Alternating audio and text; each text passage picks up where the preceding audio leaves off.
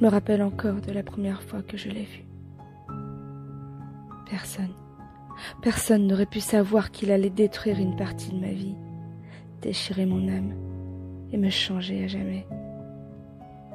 Au début, il prétendait pouvoir me rendre heureuse et être parfait pour moi. Je pensais avoir trouvé l'amour, mais il n'en était rien.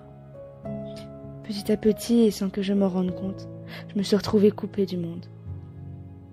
Il n'aimait pas mes amis, et par jalousie, il me voulait pour lui tout seul. Au fil du temps, je l'ai vu se transformer en monstre. Imbu de sa personne, il ne connaissait pas et ne connaîtra jamais le sens du verbe aimer. Je ne voyais rien, et me suis laissée sombrer dans un amour destructeur. Il savait toujours trouver les mots pour me faire rester, et je continuais de valser avec le diable dans un pas de deux sans fin. Incapable de lâcher prise, il me consumait, me consommait et m'habillait à sa guise. Si j'avais le malheur de porter une robe, il portait sur moi un regard glaçant, m'humiliait et me forçait à l'enlever. Insultes, menaces, mon corps ne m'appartenait plus. Vous n'imaginerez jamais la douleur que j'ai ressentie lorsqu'il a porté la main sur moi pour la première fois.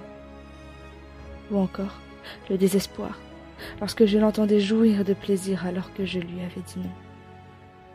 Je peux encore sentir le poids de son corps sur le mien, et sa main sur ma bouche, m'empêchant de dire quoi que ce soit. Je pensais pouvoir le sauver de ses démons, sans même savoir qu'il pourrait me sauver de lui. J'étais devenue son objet. Il soufflait le chaud puis le froid, impulsif. Il passait ses nerfs sur moi et je ne savais jamais comment il allait réagir. Plus d'une fois il m'a trahi, mais c'était toujours de ma faute, parce que je n'étais pas assez bien, pas comme il voulait. Il me quittait sans une once de remords, puis s'excusait, mettait ça sur le coup de la colère et je le pardonnais. J'étais son pantin et il me manipulait à sa guise.